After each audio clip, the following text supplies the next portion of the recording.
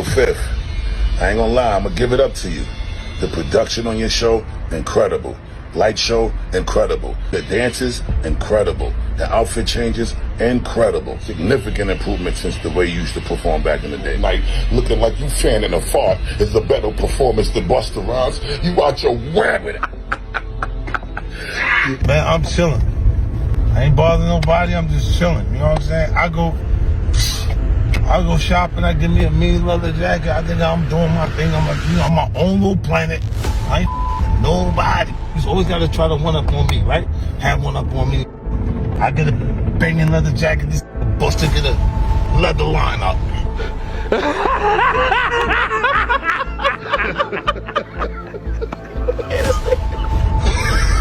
50, you know good and well that I woke up to this you done started this morning, and I was the one that was leaving everybody alone.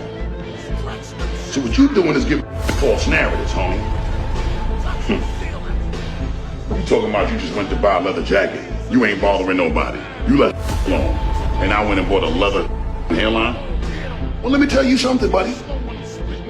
Want some real G? The internet's on fire, and Busta Rhymes is running out of places to duck. Once praised as a hip-hop titan with unstoppable energy, he's now tangled in scandal after leaked tapes allegedly tied him to Diddy's infamous world. Fans are rattled, questioning everything they ever admired. Busta's larger-than-life persona, once his weapon, is now fueling the backlash as old rumors and unsettling clips resurface. As the chaos grows, Busta shocks everyone again, this time by pulling 50 Cent straight into the storm. I seen the rapper, Busta Rhymes. I seen him pull the little lawyer dude into the section, and they walled him off. So I'm thinking to myself, like, damn. Well, he ain't come. Well, he came with us, but I used to got a rule: you come with us, you gotta leave with us, cause I'm this big black him. I'm gonna be the only person they come to pick up first if one of y'all don't show up home. So it's like, I try to stick to my protocol. Man, the dude stayed with them. And then his boyfriend was on Facebook woofing the whole next day.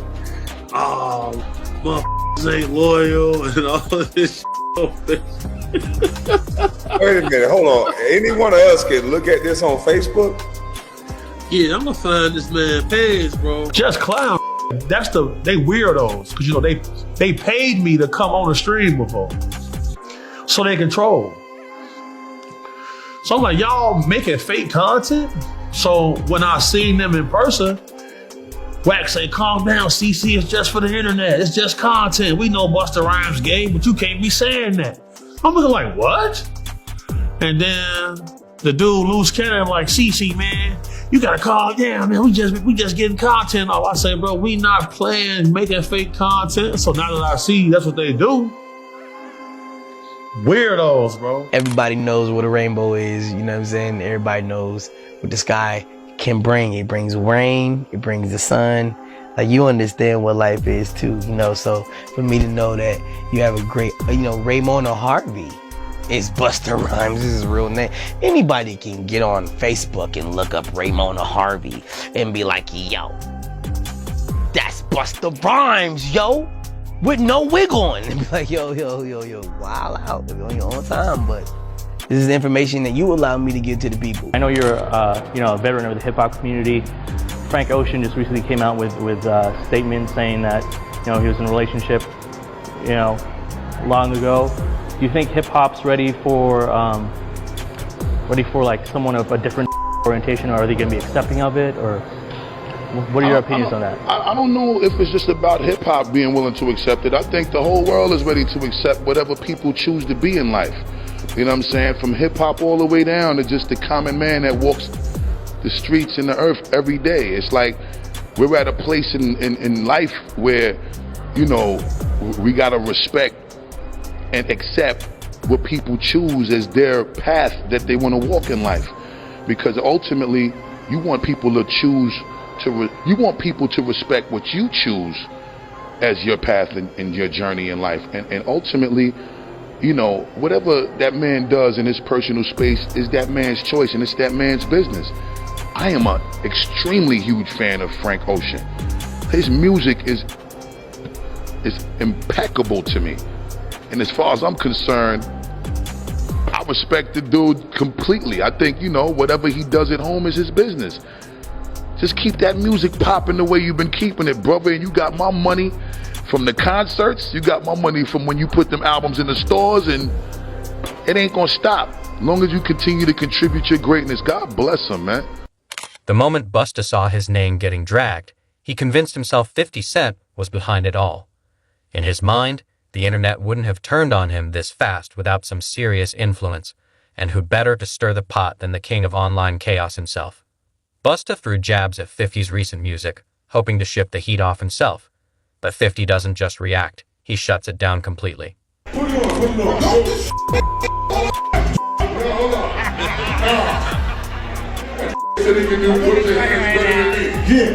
So do me a favor, right, Spain? You would never listen to what you're saying, y'all? That was it right there. Now, Fifth, I'm gonna challenge you for real. What is that, man? It's real beats. I can't afford nothing, man. All my money's in Western Holdings. Don't worry, we're rich. Where's the mom? It was my birthday.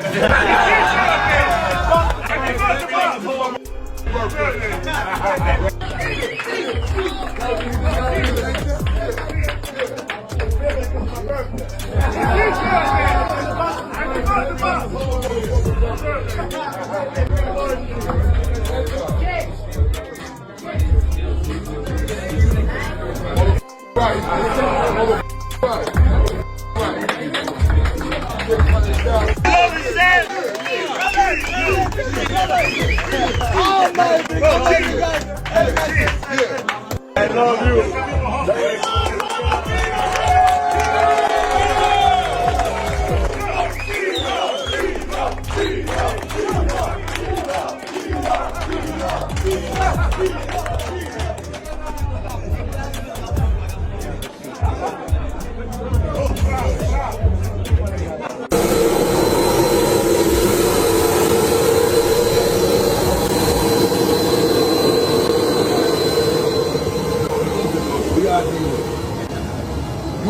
We are dealing with Uticus.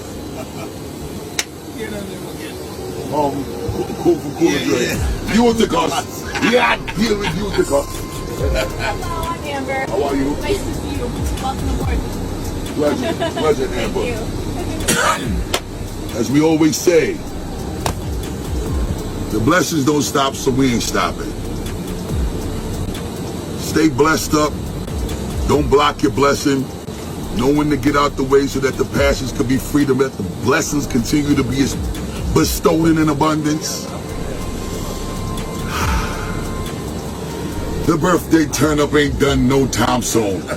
Happy Memorial Day weekend. We out here with Uticus.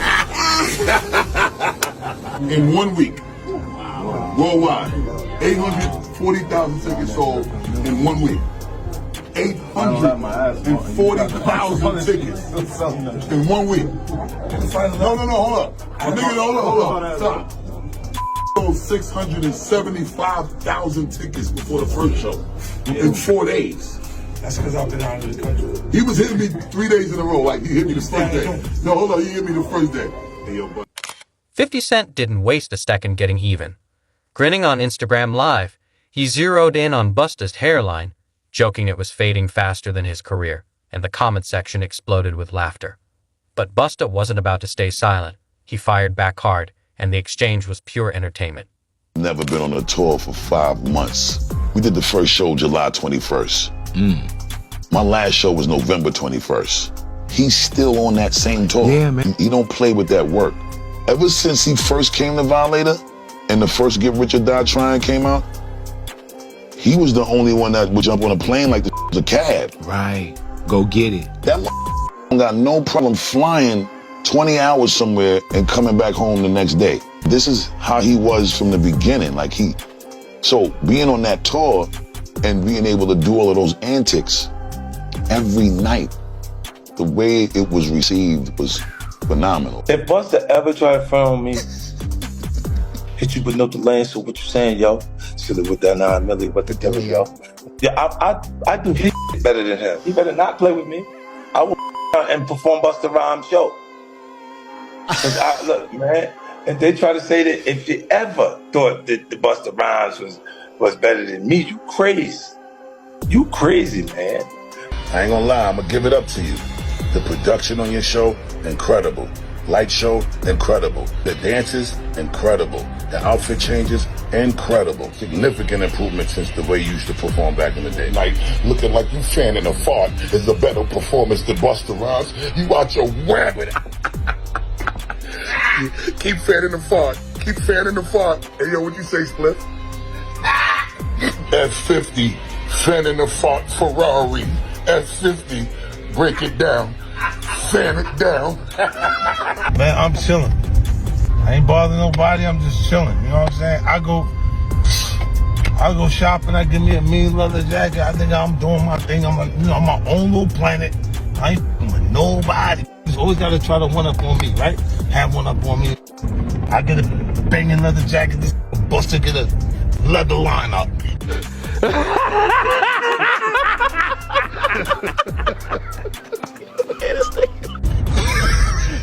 But things took an even darker turn when a new video dropped, showing Busta acting strangely toward a fan.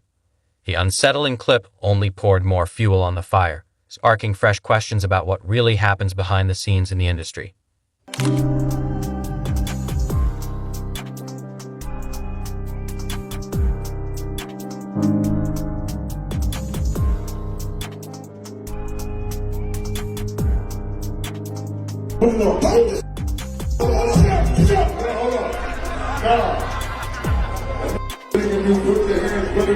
Yeah. So do me a favor, right? Spare hit you with nothing like this. So what you saying, yo? That was it right there. Nah, Philip, I'm gonna tell you for real. What you do at this time, you gotta get low with the mix, though. You know how I do it all the time. I don't know this time. Now you want me to do it how he do it. I see the way I do it. I want to see the breath control everything. I want to see you do it. No, that's when you when I'm in the shower. I'm Busta Rhymes. That's not how I do it in the shower. Now, hit you with nothing to answer what you saying, y'all. Silly with the ice cream, with the dilly, y'all. Don't stop. Don't stop. Man, y'all gonna have to pay me big money for this shit. All these niggas. Yeah. That's it. Talk to us. Dragon season. Everybody go get your dragon mask. Available on Busta Rhymes Universe. Click the link in the bio. Shop Busta Rhymes Universe right now. It's that time. Dragon season. Yeah, we dropping Unleash Me at midnight too. We ain't playing no games with none of y'all. What season is it? Dragon season. What season is it? Dragon season. What season is it? Dragon season. 50. You know good and well that I woke up to this you that started this morning, and I was the one that was leaving everybody alone. So what you doing is giving false narratives, homie. You talking about you just went to buy a leather jacket. You ain't bothering nobody. You left alone. And I went and bought a leather hairline. Well, let me tell you something, buddy.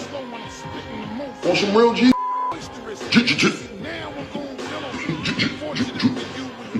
Let me tell you something. You talking about that pimpin' curly that you was doing as a character? But no, you was doing pimpin' curly in real life too. Trying to look like Rico Suave or one of them going on a red carpet at one of them movies she was involved with. And I don't want you to use that as no excuse neither, talking about you was playing a character. You wasn't in character when you had to go down that red carpet. You could have got back to yourself. You chose to stay in character with that Rico Suave, some berries and sweet juices you had up in your head top. Now, I do want you to know I'm your brother, so I'm gonna always support You and everything you do. I ain't been doing nothing but that since the inception of our friendship. File it up. Now, with that being said, I got one question to the masses. There's several products that you have to incorporate to get your to look like Rico 50. All right? Rico Suave. We talking about Rico 50. Let's see which one of the products that he used to get to looking like Rico 50. Was it this? Or was it this? Or was it this? Matter of fact, I think the real question is, did he blend all three of these to look like this? Chill. I got a grand prize for anyone that jumps in the comments, any consumer around the world that used to also use these products to help identify, doing a forensic deep dive and a research and a data analytics on those products to help us understand, was it a combined effort of all three, or was it a combined effort of two, or was it just one of them to get you to look like Rico 50? Now, with that being said, if you guess right what the blend was chemically for that berry juice look for Rico 50, you might win a grand prize. Until then, just know, the blessings don't stop, so we gonna just keep this going as long as we need to, because if the blessings don't stop, I don't stop, and we don't stop. Dragon season, yeah. As fans connected the dots, Busta's defenses kept crumbling, and then came the biggest shock. He suddenly rushed to defend Diddy, urging everyone to respect his privacy. Seriously? The stained Diddy facing multiple federal investigations and whose infamous after-parties have become pure scandal fuel.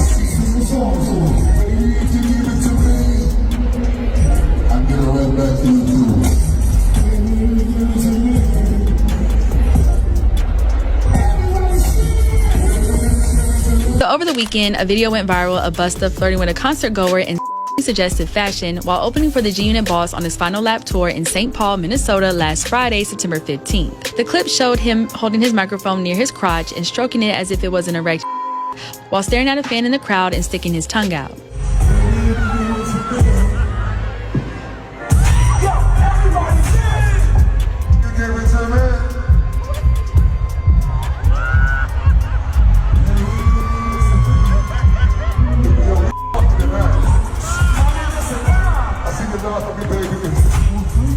After the video caused a stir on social media, with some people horrified by Busta's shamelessly horny behavior, 50 Cent reshared it on his Instagram page on Monday, September 18th, along with a few words clowning his close friend.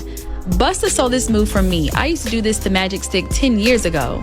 Now it just feels dirty, inappropriate, unnecessary. This is giving your old uncle at the barbecue that won't go sit down vibes, right? Busta Rhymes saw the funny side of it as he responded with several laughing face emojis in the comment section. This isn't the first time that 50 Cent has ribbed Busta Rhymes on the road. While backstage during a tour stop in Charlotte, North Carolina in August, he couldn't help but poke fun at him in his oversized jewelry. Tell him the chain too big. Whoa! Tell him the chain too big. He ain't got no friends. They're not telling him. Jokes aside, at least one of 50 and Busta's rap peers wants to see the pair capitalize on their time together on tour and hit the studio. In a tweet last month, Waka Flocka Flame called for the rap legends to drop a full-length project together, saying the culture needs it. The culture need a joint album from Busta Rhymes and 50 Cent. Don't give us a tired excuse because y'all going on a worldwide tour. That's too much time, LOL. Waka's wish might be a long shot though, considering 50 and Busta have only appeared on a handful of songs together, including Eminem's 2003 Ja Rule diss Hail Mary and the Posse cut Victory 2004 alongside Diddy, Lloyd Banks, and the late Big. As if fate was mocking the chaos, Diddy caught a lucky break when a $30 million lawsuit against him got tossed out, giving him one less battle to fight. But while Diddy slips away for now, Busta's still sinking fast, and there's no one coming to pull him out. So much going on in the music industry and the headlines pertaining to Diddy. How closely are you paying attention to his case, the allegations, and the things that are coming forward with him? I don't pay attention to none of it. I just kind of like to pay attention to the truth. When that time manifests, then, we'll speak about this, hopefully when that time comes. As far as I'm concerned, I don't really like to speak on situations that I'm not well versed in, and that's not really my situation. You know what I'm saying? But I wish the best for everyone involved. God bless everyone involved. And, I think that we should all kind of be a little more mindful of how much we speak on other things when it's as sensitive as this. And it's incredibly sensitive. It's extremely sensitive, and I think that people don't keep in mind the effect of what their opinion can have. And I think it's really, really important that we reserve our opinions until we understand what the undisputed truth is, because an opinion can detrimentally affect someone short-term and long-term. And I just, from my own learning experiences and being through, none of us are exempt from going through challenges and obstacles and trials and tribulations, some are way more intense and extreme than others. But I think at the end of the day, as we go through these things, we learn from them, and we also got to learn how to help people get through them. And that's the angle in life that I like to approach things from, because I know if any one of us is going through challenges in general, we do want some sort of help and guidance and support to not make those mistakes again. Have you had the chance to speak to Diddy? I spoke to him a few times before, it got a little out of control. But a lot of the times when people are going through things, you gotta respect the space and the privacy that they need to process how they're gonna deal with the things that they're going through, and I just wanna see the right end result for everyone. So what's your take? Will Diddy dodge the rest of his lawsuits? Was 50 really the mastermind behind Busta's downfall? Drop your thoughts in the comments. And if you're feeling this, smash that subscribe button so you never miss a drop. Until next time, fam, stay real. Diddy Combs is celebrating a legal win after a federal judge dropped multiple charges in a $30 million civil lawsuit against him. The New York judge dismissed the most serious allegations in the lawsuit from former music producer Rodney Lil Rod Jones and warned Jones's attorney to stop making, quote, irrelevant insults, misstatements, and exaggerations. Combs denies all the allegations against him, and this all comes as a new ABC News podcast is shedding light on the criminal charges and civil lawsuits against Diddy and his claims of innocence. Bad Rap, the case against Diddy, is brought to you by host ABC News legal contributor Brian Buckmeyer, and I spoke with Brian yesterday to tell us all about it. Take a look. Congratulations on the new podcast. I know our viewers are excited because you're a familiar face around here. So I want to start there because you are on here almost every week, if not more often, with me talking about big cases in the news. So what made you focus on this one? What is it about Diddy's case that made you want to dig deeper? So I think it's a combination of, and I think we can all kind of agree to some extent, everyone knows Puffy, Puff Daddy, Sean Combs, in some way, shape, or form through his music. He's had a huge influence in the way that we look at hip hop, the way we look at millionaires, billionaires, fashion, things like that. And then all of a sudden, we have this massive criminal case. And I think a lot of people are looking back and saying, well, I heard a whisper, I heard a rumor. Is this connected? Is it not? And I think both as an attorney and as just a person who was born in the 80s, this fascinated me, and I really appreciate ABC and everyone involved, because when I came with a crazy idea of what about a podcast? People were like, you know what? Yeah, let's see how this works. How significant is it that this federal judge just dropped multiple charges from Lil Rod's civil lawsuit? So I get that it's a big headline, and it is significant if you're looking at it just as this civil lawsuit. And I think the Rodney Jones lawsuit was massive in the sense that it led to the raids of Sean Combs' homes, because in that lawsuit he said, this is where the videos are, this is what he's doing with it, all these allegations, and likely led to this federal indictment. But the reason why these charges got dismissed is because of pleadings. The way that the attorney pled out the charges charges with RICO, for example, that highest charge, and couldn't connect an alleged criminal enterprise to the damages that Rodney Jones says that he faced. Now, does that mean that Sean Combs had a RICO enterprise? Maybe, maybe not. But it means in the civil lawsuit, it's not going to apply. So for his federal indictment, that criminal case, that's still going on, and that's probably a bigger issue for Sean Combs overall.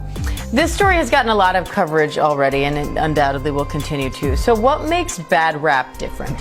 So I think the really beautiful thing that ABC Radio and 2020 is doing is we have so much video, audio over the years of Sean Combs. He's always been in the public eye, and the ability to go through archival information, to speak to experts who are at some of the white parties, who listen to some of his music, who are following it all along, and then kind of just putting myself in there. Also someone who actually knows the law, who has been in the Southern District of New York where he's being prosecuted, and you get to see it from all of those angles. And someone who's familiar with the music and the culture in many ways, and talking about it from all those angles and then leading up to the trial. I think a lot of times we talk about trials, we kind of just drop people in. It's like, all right, here's opening statements.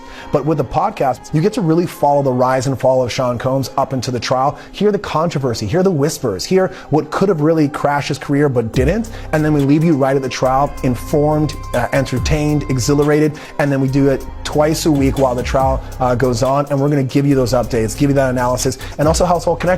And I can confirm even from our conversations, when you understand what's coming in a trial and the context around it before that trial starts, it makes the trial itself so much more interesting. And I know you touched on how you have weekly episodes, and then once the trial starts, you're going to have twice a week episodes.